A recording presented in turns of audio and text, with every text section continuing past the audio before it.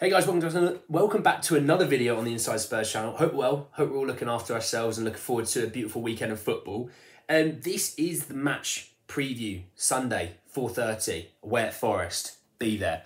Now, yeah, we're going to sort of chat about Forest, chat about how they've done this season, players they've brought in, what to sort of expect from them, and just who I think maybe will start for Spurs, what to expect from us as well. But anyway, guys, like always, like, comment, subscribe, bell notification, all that jazz. Let me know what you think about the game. Give me your predictions for the game and the result this weekend. And yeah, like I said in the previous video, Instagram, Twitter, handle, all in the description. Give us a follow. And yeah, let's get into it. So, Nottingham Forest. Now, first and foremost, I love Forest. I really do. It's a historic club. It's a club that we've missed. It's a club that we've missed in the Premier League, in my opinion. I'm always one of those people that I don't like the yo-yo teams. I don't like the Norwiches and the West Broms and the Watfords. The ones that you see all the time. They're up for maybe a year, 2 years max, and then they go back down. Can't stand it. I loved it when Brentford came up. I was like, someone fresh. And they've been brilliant since they've come into the league. I was happy when Wolves came back. It was something different. I was happy, like I said, with Forest. I was happy when Forest came back.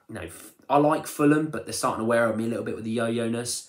Bournemouth, yo-yo again, not that keen. But yeah, this is a team that I loved coming up. I was so happy when they won the playoffs. I was really hoping for either them or Luton, because I think it was like Huddersfield or Sheffield United, which I didn't really want either of them.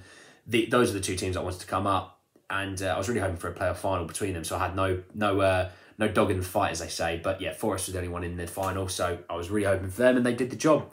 So yeah, we'll talk about last season and how they performed, talk about this season, how they're performing, and the players they brought in, because obviously everyone knows Forest have signed 4,000 players, okay? But all jokes aside, let's go into it. So Forest last season I'll talk about, okay? So Forest last season finished 4th in the Championship. So they won 23, so they won 50% of their games. Drew 11, lost 12. So they had 80 points. So they finished 8 points behind Bournemouth, who were the second team to get automatic promotion. They scored 73 and conceded 40. So conceded less than one a game, which is pretty strong.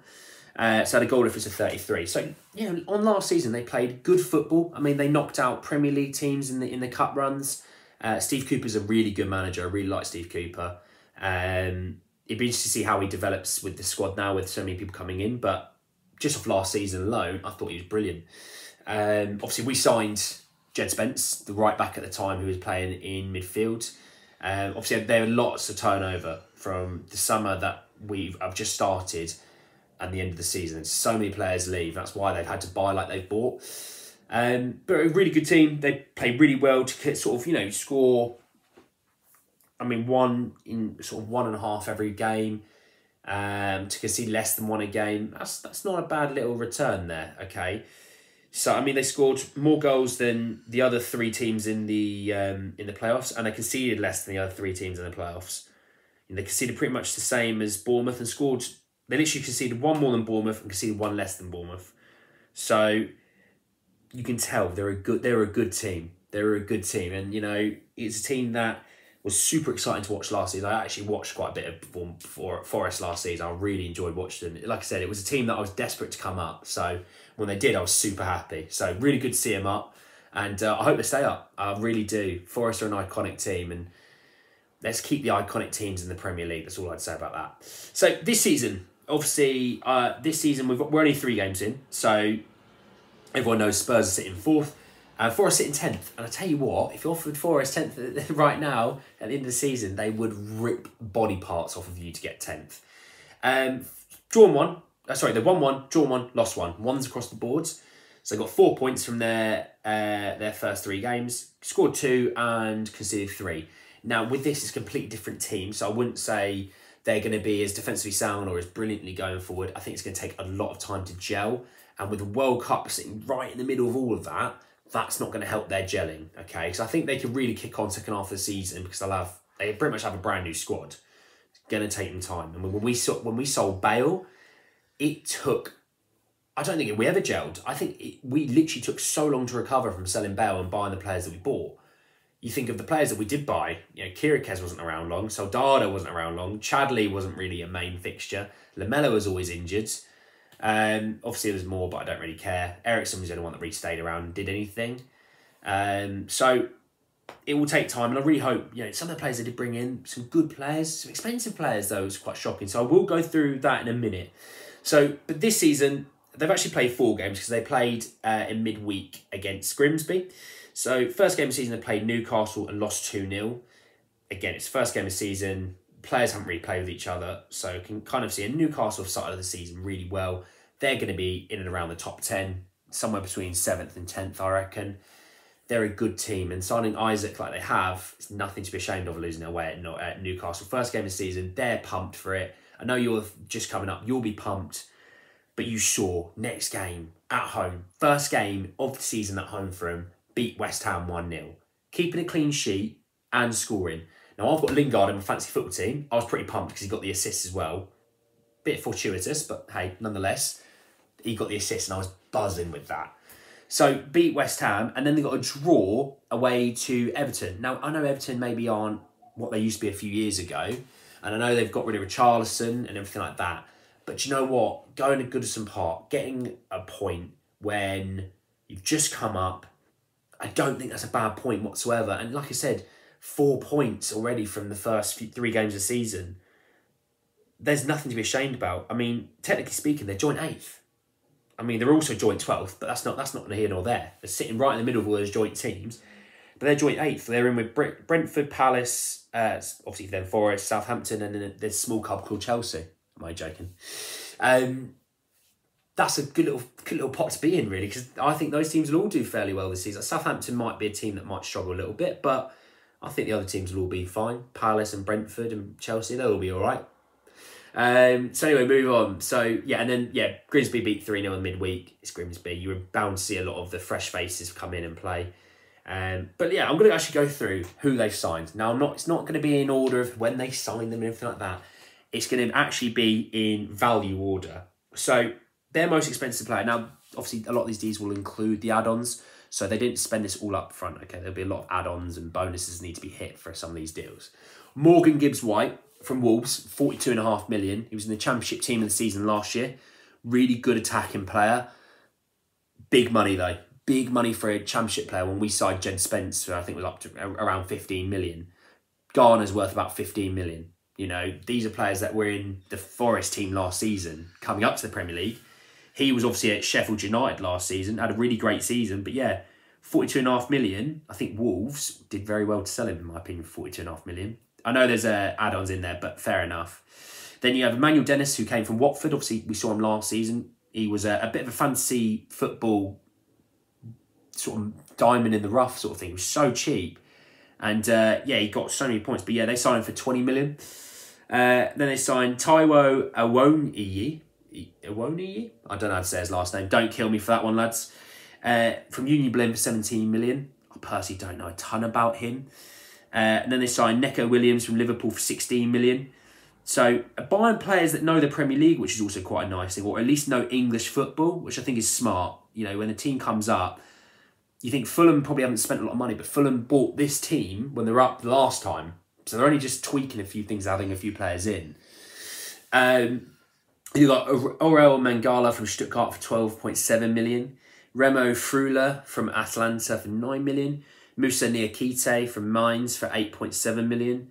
Omar Richards, Bayern Munich, 8.5 million. Lewis O'Brien, Huddersfield, 6 million. He's been a player this season. He's been really good this season. So that's been a bit of a steal. You got Julian Biancone from Troyes for 5 million. Harry Tofolo, again from Huddersfield, for 4 million. And then they bought some players that know the Premier League, and I think some of these free deals for them, brilliant pickups. So you got Checo Kouyaté from Palace on a free. The big name was obviously Jesse Lingard on a free. Wayne Hennessy from Burnley on a free. Dean Henderson from Manchester United on loan. And they signed Brandon Aguilera from Alajuelense. Don't know how to say that one. And that was undisclosed. But I think when you actually look at some of these players, and just looking at this list, there's a lot of money spent by Forest. Don't get me wrong. But they sign a lot of good quality players. It's going to take time for them to gel. I'm not going to deny that. I think when you look at Forest, and I was looking at sort of Everton, I'm not going to sort of consider Grimsby in the formation and the players that play, because you'll probably find there'll be a lot of changes for the weekend. But against Everton, they seem to play like a 3-4-1-2. So fairly similar to us. You could probably say it's like a 3-5-2 in a way, but similar to our sort of system to us. Henson in goal, McKenna, Cook, Worrell at the back, Toffolo, Bryan, Mangala, and Williams in midfield, with Lingard supporting Brennan Johnson and Awoniyi. I'm going to have to try and work out how to say that name, I reckon. That's what they played there, so 3-4-1-2. Yeah, it looks a pretty solid team. I think they've done some really smart business. I think, you know, Forest play some good football. It's good, and I think you'll find it's going to take time with Forest, because obviously all the new signings, they will get better as the season goes on, in my opinion. I think with Spurs, the team that I think we will put out, I think shockingly, Lloris will be in goal. I think it'll be Davies, Dyer and Sanchez. Romero's already ruled out injured. He'll be training again next week, so maybe he might be back for the West Ham game, and I think that's what Conte is probably waiting for. Just be fit for the West Ham game, because I think Romero said pretty much, I'm fit to play now, put me on, and I think it's saving him for his own good. I think Perisic will play. I think, again, we'll try and get some minutes into his legs, another sort of 60, 70 minutes. I thought Session came on, by the way, against Wolves and played really well, but Perisic was unreal. He's got us basically 4 points from 6 against Chelsea and Wolves, from just the fact he got 2 assists. Doing wonder in my fantasy football, by the way. He was brilliant for my fantasy football last weekend. Him and Kane, not everyone else though. Poor performance from everyone else. Thanks, Mendy. And I think Emerson will be right winger. I think it's his shirt to lose at the moment. I know we all think he was going to leave, but he's actually been fairly all right this season. It'll be his shirt to lose. I know Doherty was probably going to be the favoured to be the number 1, but yeah, Emerson started well, and he's a trusty hand, is what you could say. The midfield 2, Bentancur, Højbjerg. Obviously, that's what we saw at Wolves. I would say it'll still... A part of me thinks Bentancur maybe come out, Basuma in, just because obviously we're going to start that rotation process. Unless Bentancur... It will either be Bentancur or Basuma. Skip's still out injured. Højbjerg's been mega, so I can't see him being dropped just yet. And then the front 3 will be the front 3, Son, Kane and Kulusevski. I think a lot of people thinking maybe Richarlison come in for Son. Son's world class. He's been getting into really good positions. Obviously got assists first game of the season. He was the corner whip into Perisic flick onto Kane, and that was clearly deliberate, that cross, and obviously the flick on. It was drawn up by Gianni Vio, the set piece specialist at Spurs. So I think the team will be fairly similar. Prediction, I think 2-1 win for Spurs. I think they'll be really up for it, and I think we'll get a couple of goals, and then they might get one later on and make the game a bit more nervy, but I do think we will win. I'm buzzing for the game. I want to see Spurs play at the City ground. Like I said, I can't say it enough. I love Forest. I really, really do. It's one of my favourite teams that have come up from the Championship in a long, long time. Them and Brentford, I'd probably say. And yeah, really looking forward to it. I think 2-1 win. But yeah, guys, let me know what you think. Let me know what you think if there's going to be some players dropped, because I know there's going to be next week midweek games coming in. Obviously, we've got a London derby in that as well. Do you think maybe Basuma comes in? Do you think maybe Sessegnon comes back in for Perisic? Do you think Richarlison comes in? Let me know what you think. Give us a follow on social media, Twitter, Instagram. But also, guys, like, comment, subscribe, bell notification, the 4 pillars, all that jazz, as I say. Let me know what you think, and I'll see you all very, very soon. Take care, lads.